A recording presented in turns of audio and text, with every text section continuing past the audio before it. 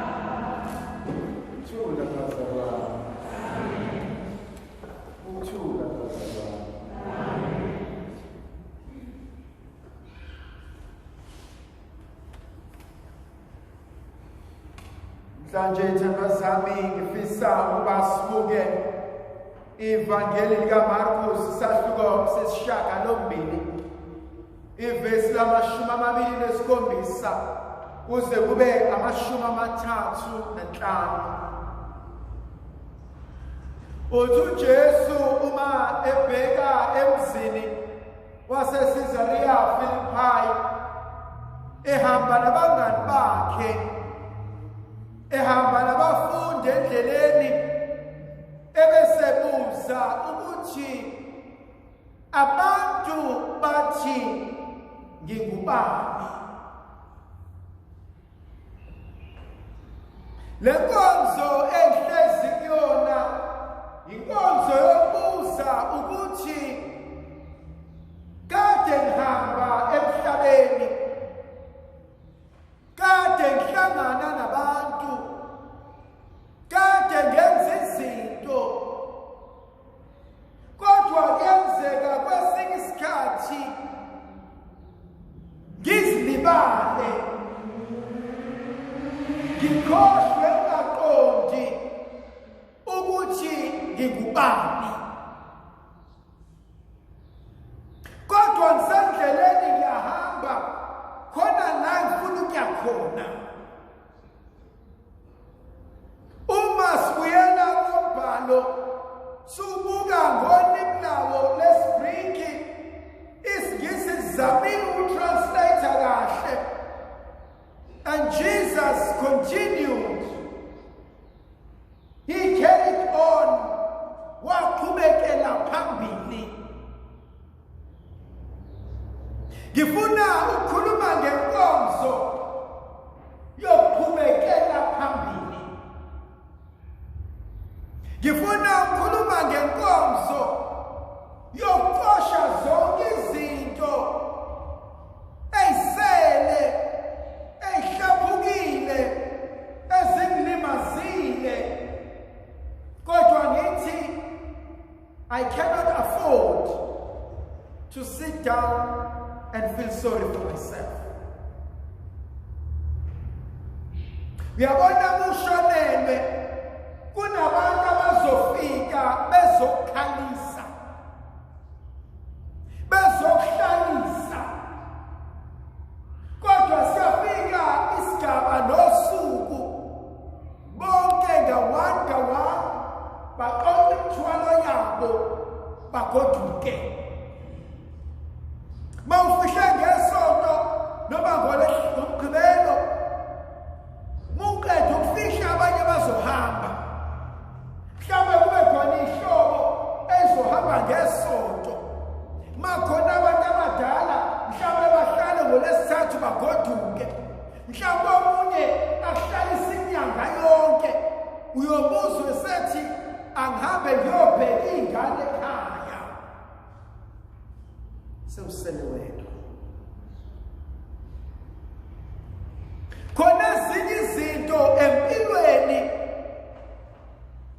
akekho okwazi ukungihlalisa kuzona, akekho okwazi ukungithwalela zona, akekho okwazi ukungenzela zona, kodwa ibheke mina uqobo lwami. Inkonzo yokusukuma ngiqhubeke nempilo, inkonzo yokuqonda ukuthi yebo ngilahlekelwe, yebo ebengikuthanda akusekho, ebengikuthanda usesusiwe, obekuligugu ngaphuciwe. How do you learn to move on ngempilo yakho? There is always the danger, novalo nokwesaba ukuthi if I say I move on, does it mean sengimkhohliwe? If I say I move on, does it mean angisenendaba naye?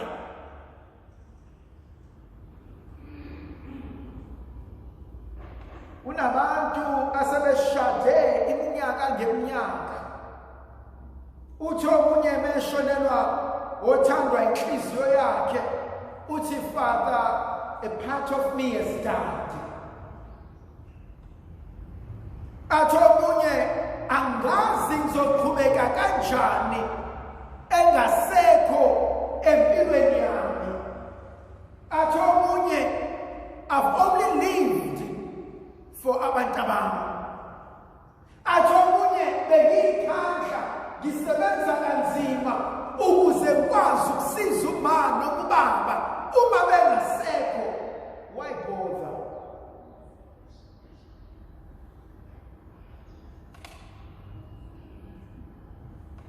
How do I continue to live when I've lost everything that matters the most?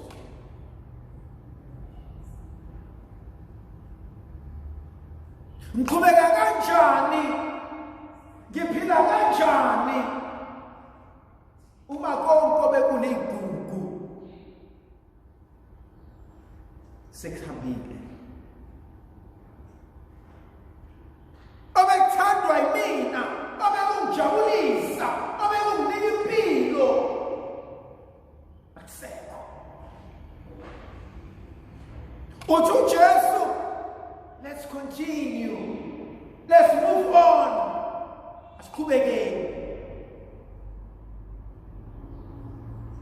And ngifisa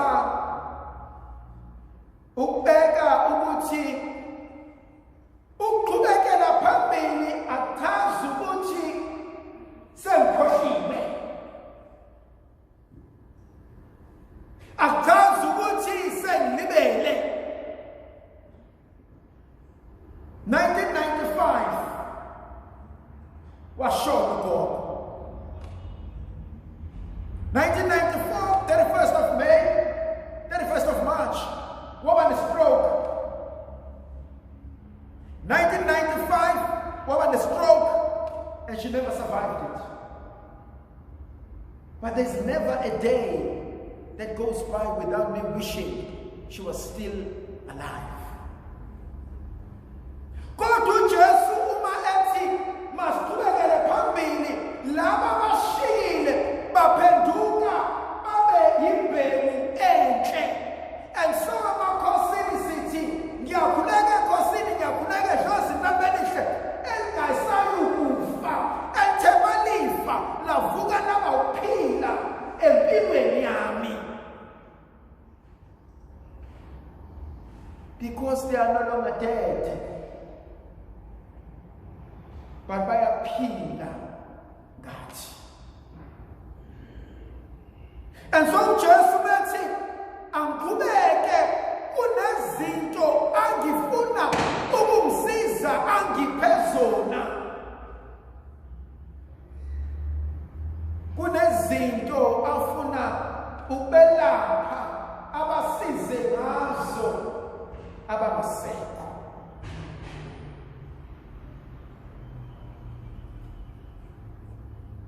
But I get confused.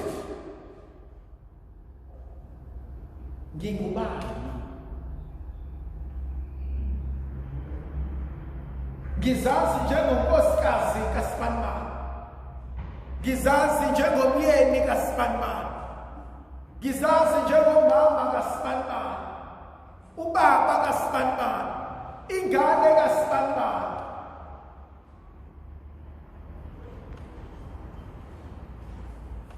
Bangaka abantu abaphelelwe imisebenzi and they lost a sense of who they are.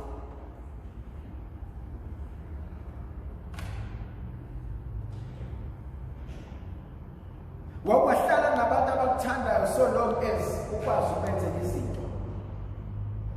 The moment amandla sephela ungasakwazi ukwenza izinto sebekukhatha njengenja. The very same people obubathengela ukudla, obufundisa izingane zabo, ngoba ungasena lutho manje, mawuke wavuka ekuseni wenza isandwich, ibona abaqala abakutshelayo umosha ukudla kwengane. The very same house ebikhokhela wena for 20 odd years sewuthukwa ngayo ngoba usebenzi.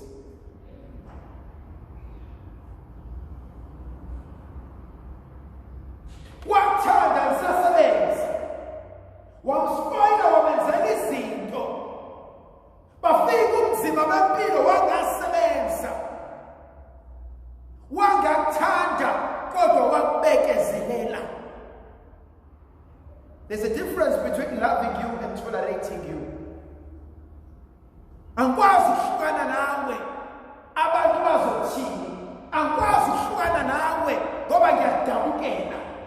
But otherwise, useless in me.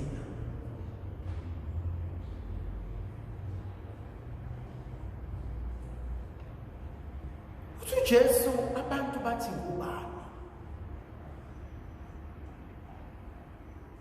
Engihlala nabo endlini bathi ngubani?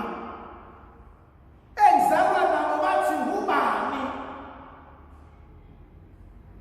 Abanye bethu sesithola amagama amasha. AyiStefe, AyiStina, AyiVila lena. But abantu basinika amagama amaningi. Amanye awo aswazi, amanye awo awasili iqiniso.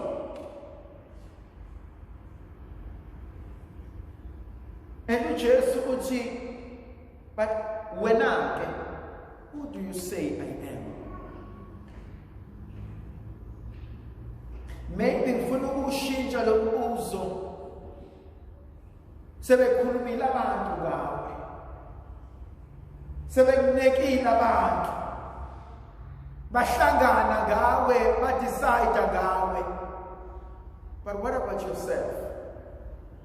When uzibiza ubani? How do I call myself?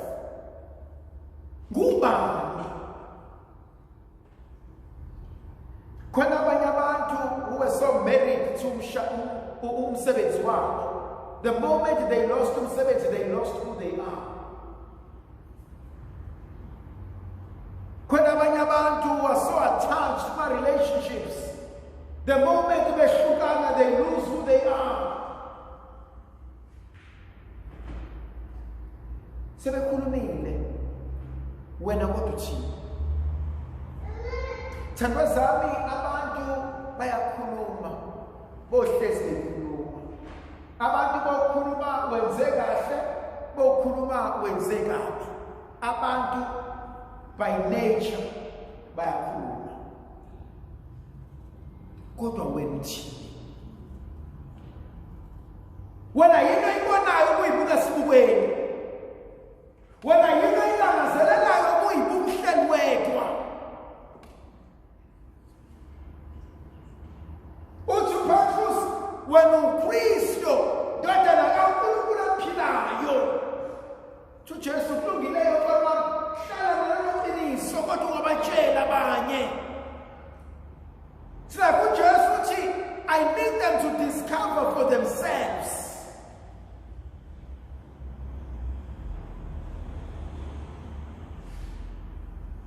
Ngokodlula nini uNkulunkulu engaxoxela uyena ngoNkulunkulu nomani baba. Ngokhula nini ngikhulume ngoNkulunkulu obe wangithwala izwe lingishayile. Ngokhuluma nini ngoNkulunkulu owe wavuka nami izwe lingihleka. Ngokhuluma nini ngoNkulunkulu engizibona ngimdwayidwa nginje kodwa wahlala wangelapha amanxeba.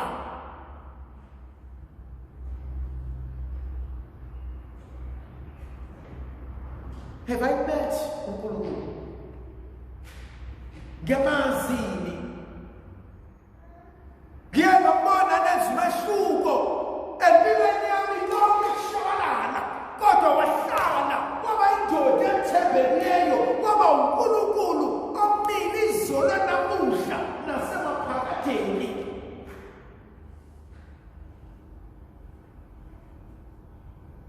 Anginendaba noNkulunkulu engafundiswa ngawo. Sengifuna uNkulunkulu ngimbonile ezambule empilweni yami. Uthi Jesu indodana yomuntu imele ukufa. Ihlushwe. Ilahlwe, chivaswe.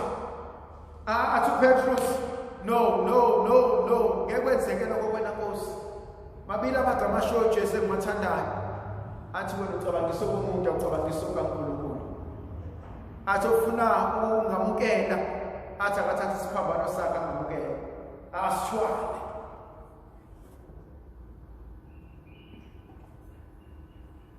Ithini icebo likaNkulunkulu ngempilo yakho? Uyazi masifunda leyo ncwadi sihlale sitshela ukuthi lithini icebo likaNkulunkulu ngempilo yakho. uJeremiya athi nginecebo lokujabulisa, nginecebo lokuthuthukisa, nginecebo lokukhweza, nginecebo no. What if icebo likaNkulunkulu ukuthi awudlule enhluphekweni ukuze ngelinye ilanga uyokuvuka kanye noKristu? Njalo Pastor Paulo Bhayibheli waseFilipi athi ngokuba ngifuna ukufaniswa noKristu ngayo yonke indlela, athi ngifuna ukufa naye, ngizwe ubuhlungu nesibambano, kodwa ngelinye ilanga ngiyamqoba naye ngosuku lokugcina.